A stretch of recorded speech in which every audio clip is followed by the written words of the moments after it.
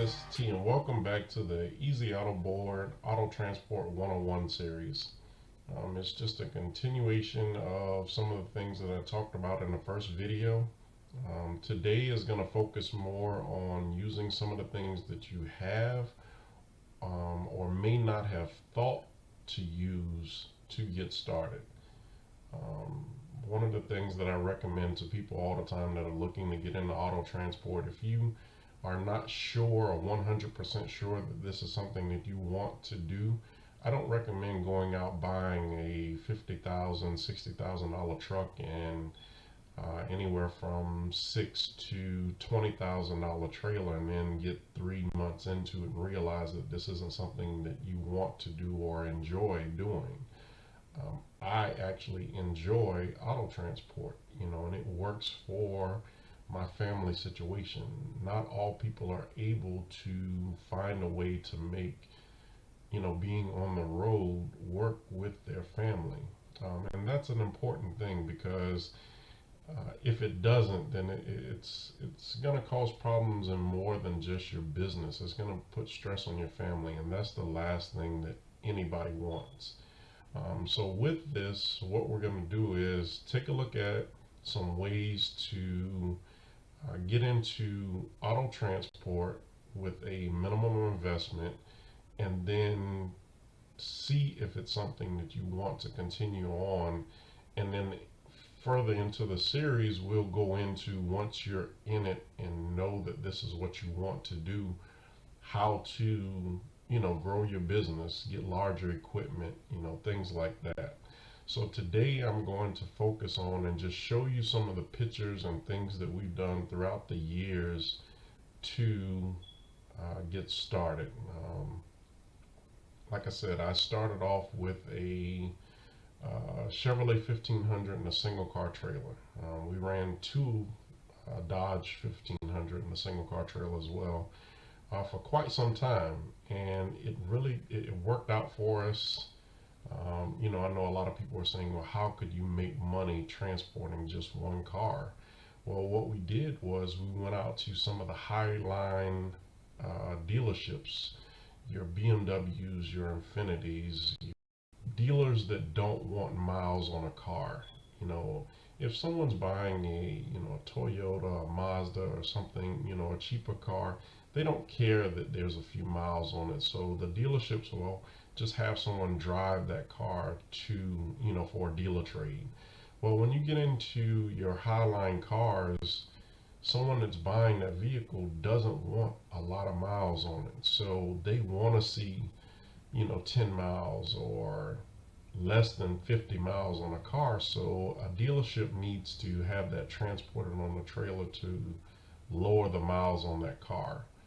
So what we did was we reached out to a Infinity dealership, and what we offered them was a fast turnaround service for dealer trades, because the faster that they can get that car to the customer that's looking for it, the more likely they are to sell it, versus if a customer comes into the dealership and says, hey, I'm looking for this particular color, this interior, this feature, and they don't have it, and they say it's going to be 5 or 6 days before they get that car.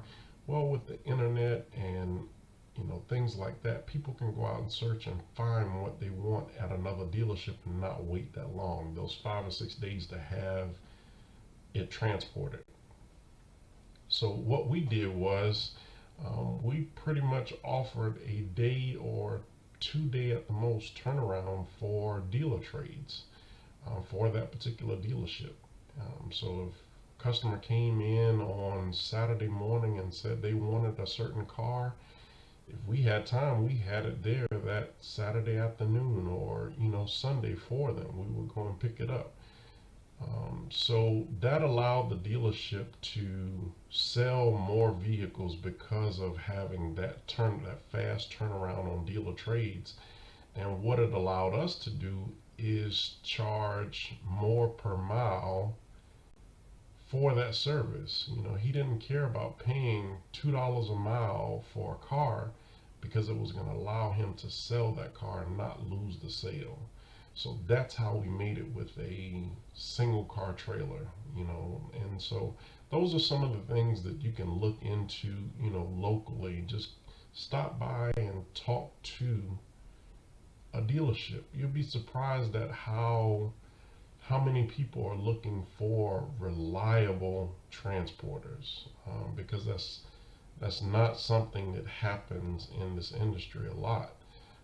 The larger the trailer is, the harder it is to predict your pickup and delivery times, because if something goes wrong with one pickup, it affects everything after that, from the remaining pickups to the remaining deliveries. So with that single car trailer, when I say I can be there, normally I am, because I don't have a lot of variables to delay me.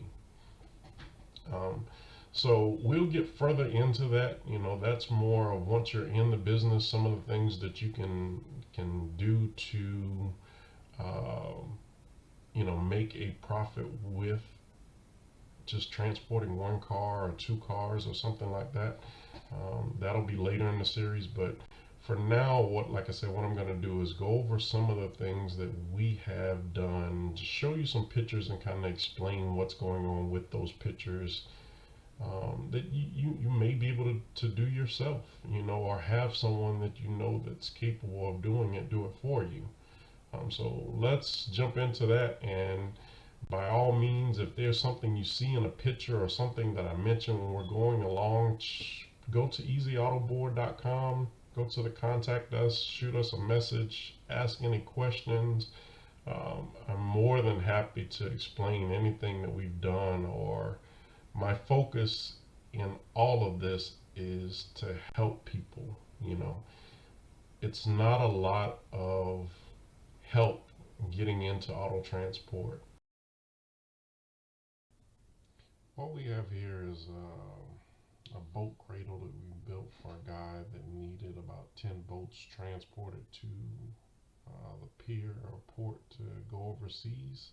And then we moved into this 34-foot bumper pull trailer that we built from a mobile house frame that we paid about $300 for. Total investment into the trailer with new axles, new tires, lights, and everything was about $2,000, which probably at the time saved us about $3,000 from going out and buying a new one. Trailer pulled great. Used it for quite some years before making changes. And here's the finished product, painted, stickers, everything on it. We tried out a larger truck, just wasn't ready for it at the time.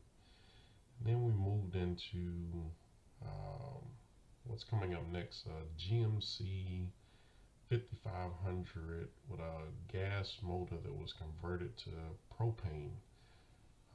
At the time, diesel fuel was running about $4 a gallon, some places higher, and we were getting propane for about 250, less than 250 a gallon. So it worked out, and trucks had plenty of power. Just you couldn't beat the power it had. One of the things we did next was we went back and converted that two-car trailer to a gooseneck. And the way we did that, that frame you saw on the ground was from a container trailer that was bent in the back, and we cut off the front and made the gooseneck out of it to keep from having to make the entire gooseneck trailer. You can see we transported some of the enclosed trailers for a while. This was just a project truck that we never got around to. See some of the beds that we made just from lumber, putting on the back just to set a few things on if you had to. And this is my most recent project. That first single car trailer we had, we cut down from a original 19-foot, and we spliced it, added in some more channel iron, and made it into about a 32-foot two-car trailer. This is very light, 3,900 pounds, but I'm able to pull just about any two vehicles that I want. Here's the finished product of, I pull it with a Nissan Titan, the XD, the diesel version of it, and that truck believe it or not, is very good on fuel. Even here's the very first load I pulled with that trailer once I finished it from South Carolina back to Texas. And there's a couple of other things that I've hauled, an aluminum can crusher, just learning how to tie down some of these awkward items, a mulching head here for a bobcat. Then we had a Ford F-150. Your motorcycles and jet skis and stuff like that, some of those are kind of awkward to tie down. So you may want to, have plenty of time to make sure that you're able to make sure that it's secure and not going to move around or shift or slide or anything like that.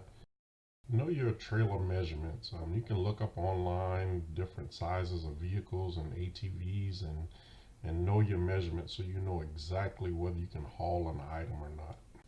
I wanted to spend just a minute on this picture of this single car trailer just to explain how easy it can be. That trailer I picked up from an insurance auction. The only damage to it was the actual receiver hitch. Like, I don't know how it got bent or whatever, but I was able to pick the trailer up from the auction, pull it home with the truck, and I just put a few extra safety chains just to make sure if the hitch came loose. And we cut that off, spent $27 to buy a replacement hitch, welded on, and I think I paid maybe $650, $700 for the trailer, including auction fees. Um, and the trailer was only, I think, 16 feet at the time, and so we used it for a little while, and it didn't quite work because it was fine for small cars, but some of your larger cars, 16 feet just wasn't quite enough. And as you can see, the two bolts that we had on there, so we cut the trailer, made it about 19 feet long. I was hauling a lot of golf carts at the time, and it just allowed me to, transport a little bit more. The metal it cost to extend it was one piece of 5-inch channel iron that cost probably about $100 at the time, and within a weekend we cut it and had it back on the road ready to go.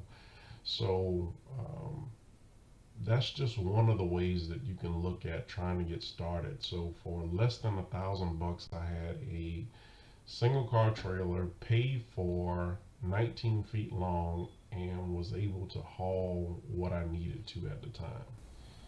What I wanted to end this with was just what I'm trying to convey in this video is taking a look around and seeing what you have that may be able to work for you. I'm fortunate enough to have family and that we know how to weld and build things. If you don't, sometimes you can take some stuff to a welder and have it done cheaper than you could buying it new. Like that 2-car trailer came from a mobile house frame that we paid $300 for, and it just worked for us for quite some years. My latest project was that single car trailer that I purchased from an auction for about $600 that had a little bit of damage to it. We fixed it, used it as a single car trailer, and in the end cut it and made it into a 2-car trailer with about $300 worth of metal, and I'm out running every day with it, and it pulls great behind that Nissan Titan. It's very light.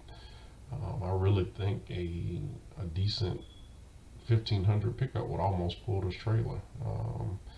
So take a look around, see what you have. You may be able to use some of it to get started, and then work your way into where you really want to be.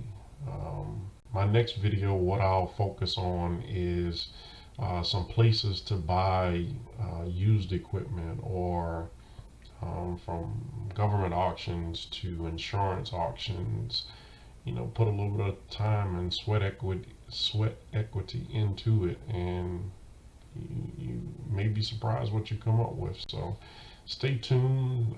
Easy Auto Board, check us out. Just the letters EZAutoboard.com. Check out our website. you have any questions about anything you saw, any of the pictures, trying to get ideas on something you have, feel free to shoot us a message through the website and we'll get back with you as soon as possible. And please stay tuned for our next video.